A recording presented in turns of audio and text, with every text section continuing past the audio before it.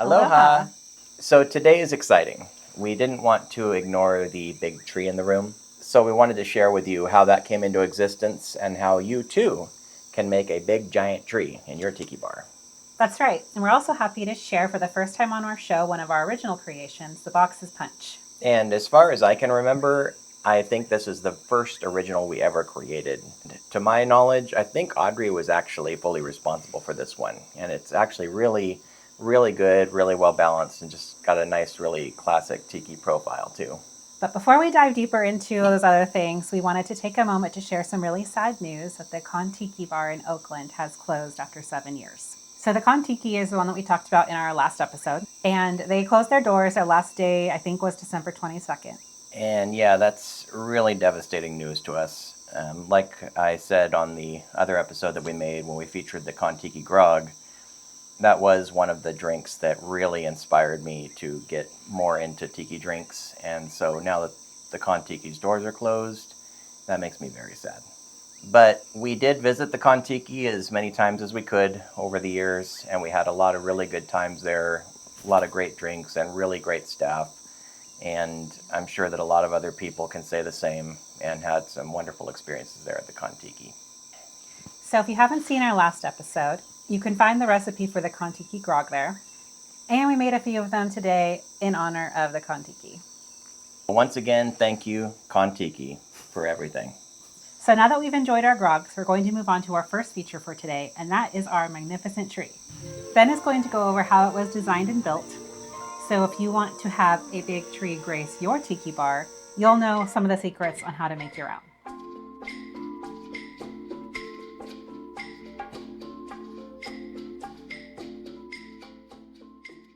So having a tree here in our bar, that actually came about directly because of our backstory.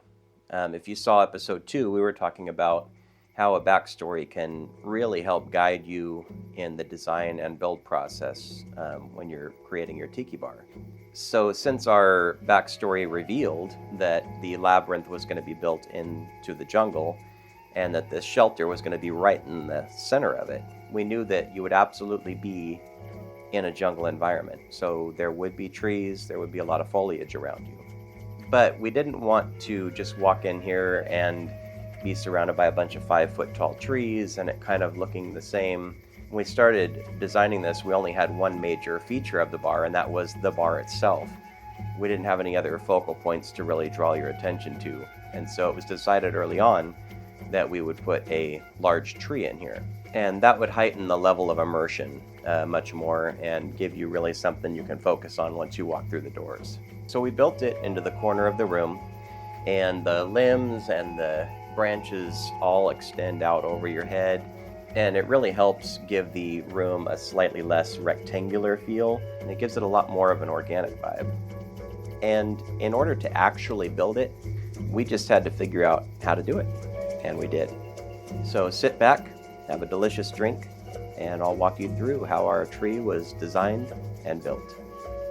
Just a quick note, this is not a 100% step-by-step instructional guide on how to do this, but I do feel that if you're fairly handy, it really shouldn't be too difficult of a project to tackle.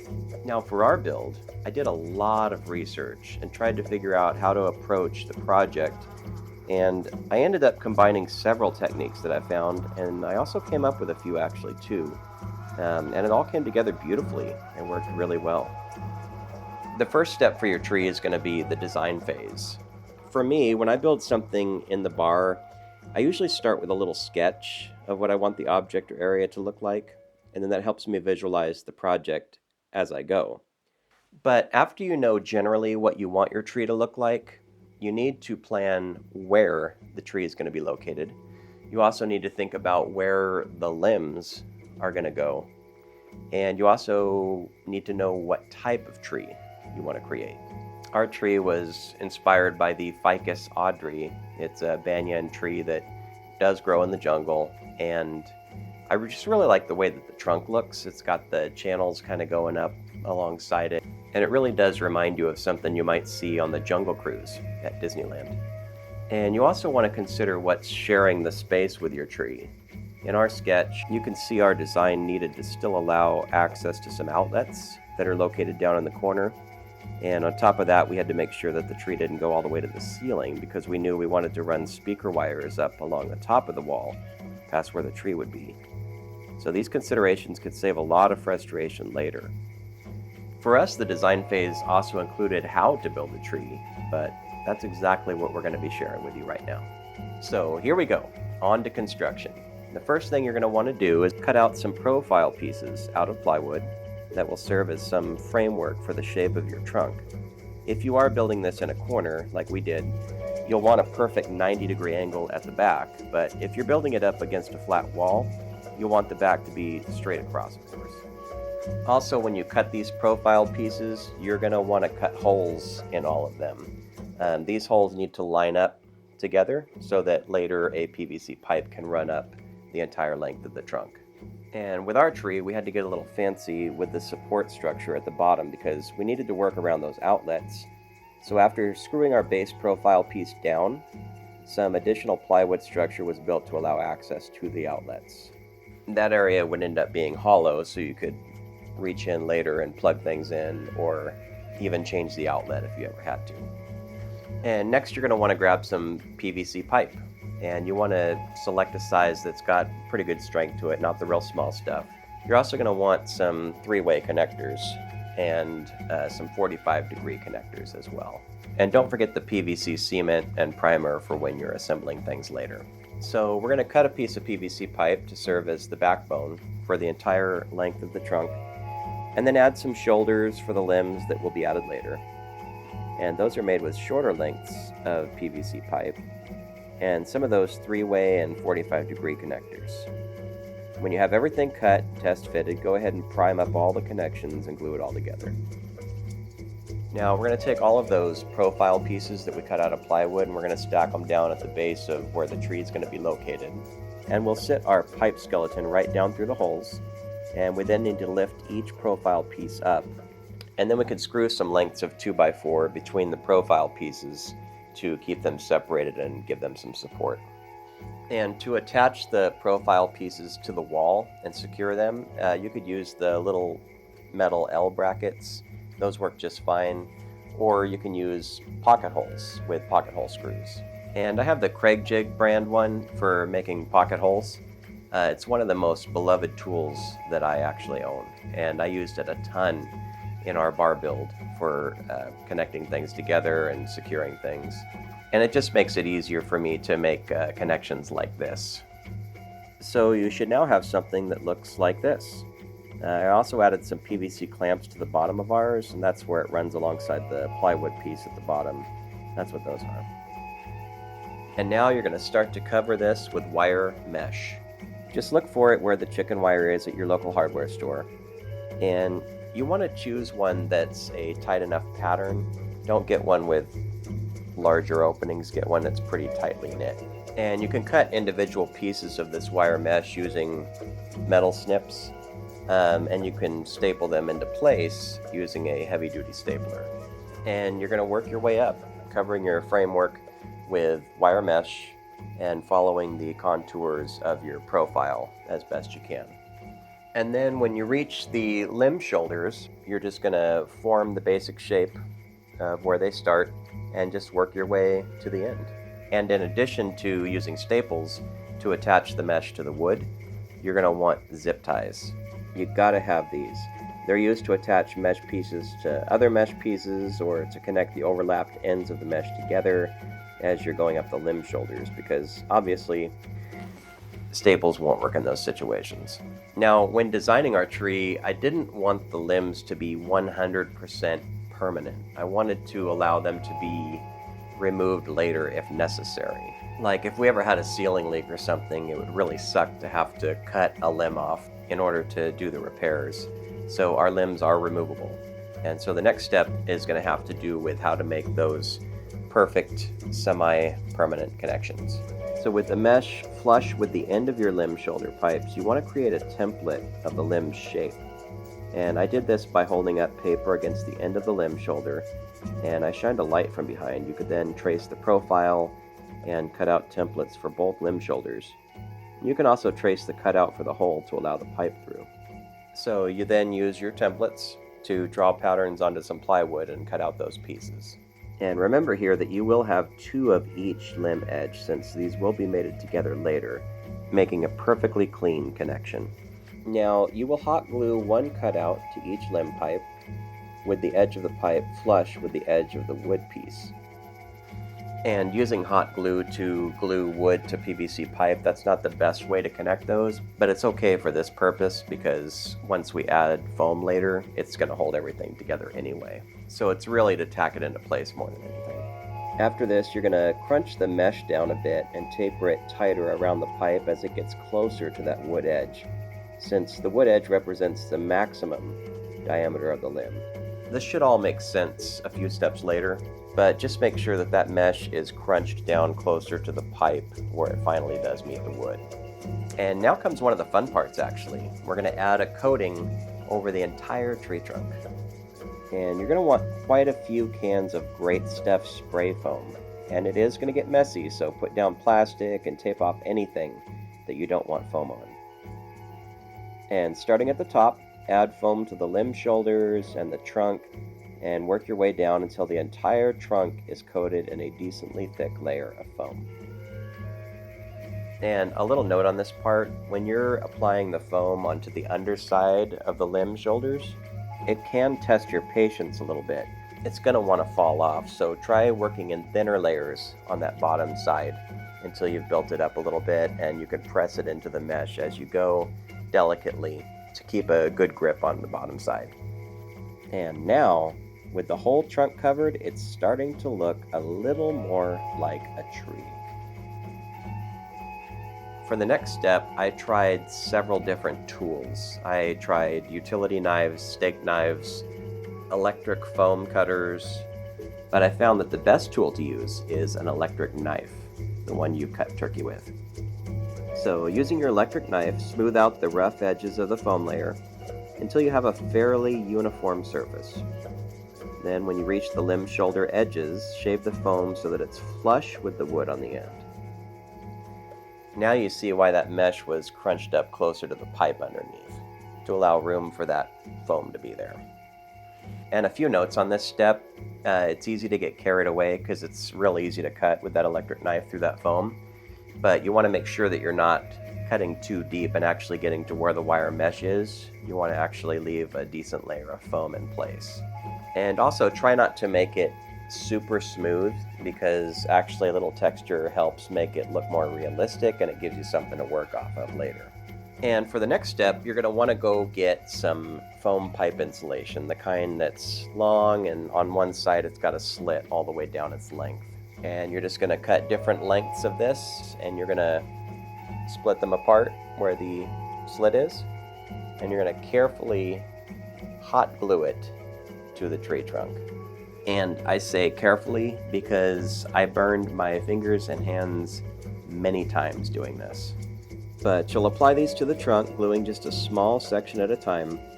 And the hot glue really does work really good for this, since it does melt the insulation's edges a little, and that ends in a very tight edge that blends really well onto the tree. But you're going to add more and more of these, as many as you like, to the trunk until you have the look you want. And then you're going to have them climb up onto the limbs a little too. And on the ends of the pipe insulation, you're just going to want to shave them down a little so that they blend in a little better. And now you've got something that resembles this. Your tree is well on its way to taking over your tiki bar.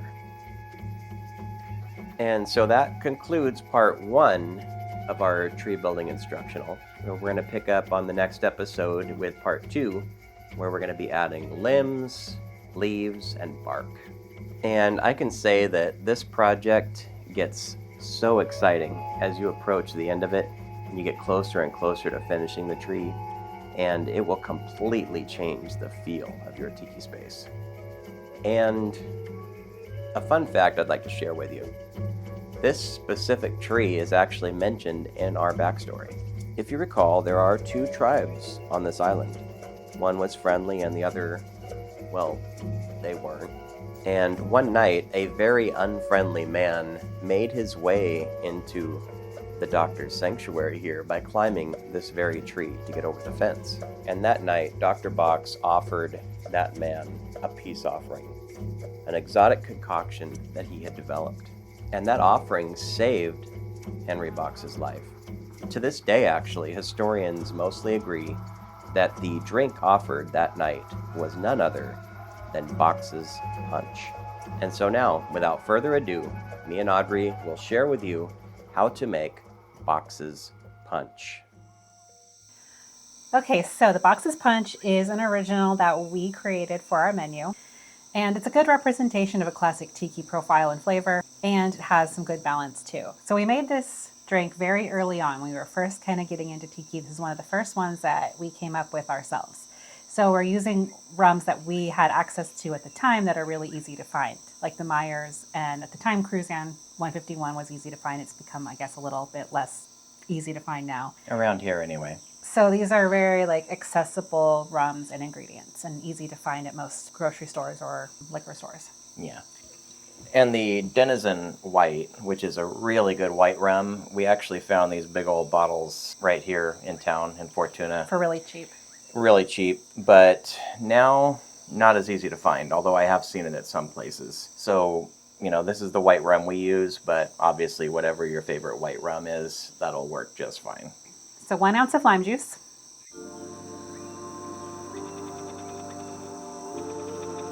1/2 ounce Demerara syrup. 1/4 ounce of allspice jam.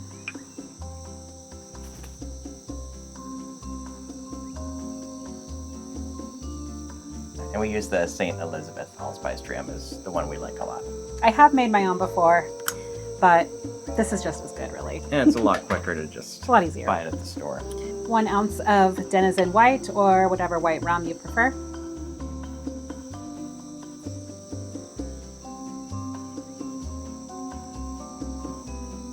One ounce of Myers dark rum.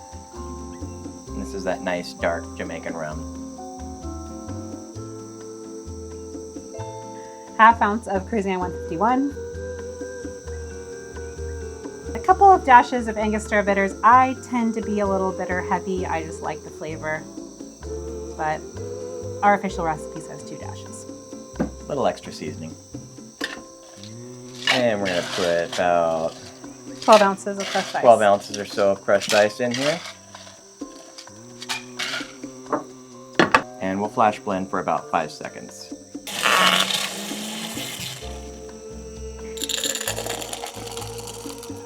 And we got these vintage mugs at an antique store years ago. We'll top it off with some more ice. And then I'm going to put a Surfside Sips green straw in here. And this is just like a little silver palm frond swizzle stick. And then this is a plastic orchid. We use these to garnish because we can wash them easily and we don't have to have fresh orchids. So I found these plastic ones at Pier 1 many years, 8 or 9 years ago. They're plastic, so you can put them in the dishwasher or you can just wash them with soap and water. And then we don't have to have fresh orchids, which are a lot harder to come by. That's really good. Really good. Pretty good, especially for my first drink that I ever made up myself, first tiki drink. There's a certain tiki flavor that carries along in a lot of tiki drinks, and this definitely has it. That's definitely a tiki drink. It's got the classic punch elements to it, the strong, the weak, the sour, the sweet, and little spice to make it nice. It's a good mix. The funky rum, the white rum, the overproof rum, it just all works together really well. I can really taste the spice, the baking spices. The aftertaste is kind of like a baked good, sort of. Yeah, cozy. That is really good. And I like that this does showcase, you could definitely taste the dram in it too. The dram comes through really nice, but it's not overly drammy, which I don't like personally. But it's definitely there. You could taste it. And if you like the mugs, we only have 2 of them, and I don't know where you could find them. Nothing on the bottom. Yeah, nothing on the bottom. So if these break, we're screwed. We'll just have to put it in another tiki mug, which we have plenty of. That's true. We have others to choose from. So if you like the box's punch, let us know in the comments if you make your own. And we'll have more originals that we'll feature in our upcoming episodes, alongside some timeless Tiki classics, one of which we'll be making next time.